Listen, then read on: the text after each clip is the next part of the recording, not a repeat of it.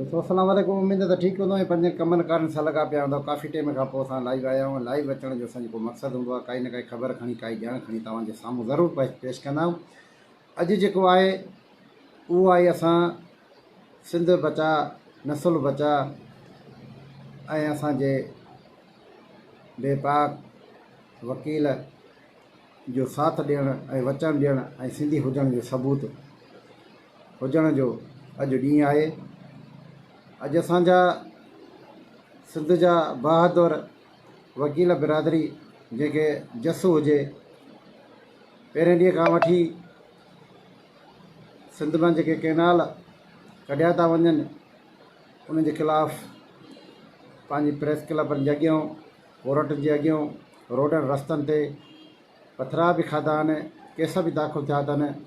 पोइ बि हुननि इहो ई नारो हयो आहे केना खपाईंदे पादर खाईंदे ऐं केनालनि जी जेका मंज़ूरी आहे जेसिताईं वापसि न वरिती वेंदी तेसि ताईं असांजा धरना जारी रहंदा।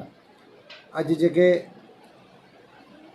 सिंध जे मुख़्तलिफ़ शहरनि डिवीज़न मां तालुक़नि मां प्रेस पंहिंजो वकील बिरादरी जे अॻुवाण बार जा सदर नंढा वॾा वकील हारी सिंधी भाइर नंढा वॾा पोड़ा पखा अॼु निमाज़ खां पोइ बाक़ाइदा तौर ते बबरलो बाईपास ते हिकु शानदार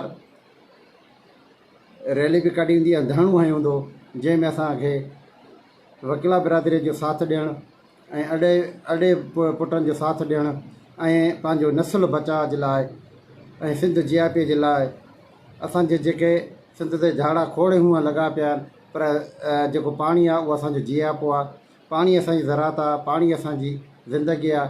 उन ते जेको पंजाब तरफ़ां जेके केनाल कढिया था वञनि उन्हनि जे ख़िलाफ़ अॼु जेको तयारी मुकमल थी वयूं आहिनि बबलो बाईपास ते धरणे जूं मुख़्तलिफ़ शहरनि खां असांजा जोधा जवान हुसैनी काफ़िले जे तौर ते पहुचणु शुरू थी विया आहिनि। असां जस हुजे असांजे सिंध जे वकीलनि ते एडवोकेटनि खे जिन ॾींहुं राति महिनत करे इहो जस कयो आहे ऐं उन वचन कयो आहे त जेसि ताईं पंजाब पंहिंजो फ़ैसिलो वापसि न वठंदो तेसि ताईं असांजा धरना जारी रहंदा।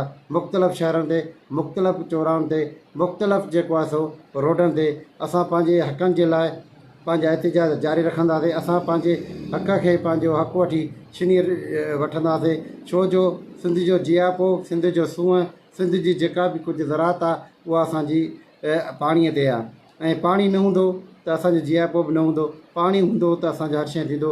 अॼु जेको आहे असांजो जेके बि इलाइक़े जा बबरले जा गाड़ी मोरीअ जा खैरपुर जा पीरकोट जा पिरालो जा कचे जा पके जा जेके बि असांजा सिंधी भाइर आहिनि ख़ासि तौर ते हारी भाइर ऐं ज़मीनदार भाइर पंहिंजो वकीलनि जो साथ ॾियूं ऐं सोशल वर्करनि खे असां अपील था कयूं, वकीलनि खे पंहिंजो सहाफ़ी बिरादरी खे पंहिंजो अपील था कयूं ऐं असांजा जेके सुठा प्रेस क्लबनि जा सदर आहिनि उन्हनि जे जेके सहाफ़ी बिरादरी आहे त उन्हनि खे बि असां रिक्वेस्ट बि कंदासीं अपील बि कंदासीं त धरणे में शरीक थियो ऐं पंहिंजो लाइव कवरेज बि हलायो।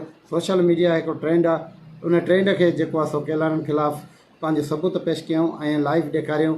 इहो असां ॾेखारियूं पंजाब खे त सिंध में असांजो जेको आहे सो जज़्बो आहे ऐं जेको पंहिंजे हक़ वठणु ईंदा आहिनि असां करे सिंधी जा जेको आहे सो रत जो खुटी न आहे। असां रत ॾियण वारा बि आहियूं, असां जान ॾियण वारा बि आहियूं। उहे सिंधी भाइर अॼु गॾु थियो बाक़ाइदा तौर ते सुबुह खां वठी बंदोबस्तु बि कयो वियो आहे ऐं उन सां गॾो गॾु खाधो पीते जो बंदोबस्तु कयो वियो आहे।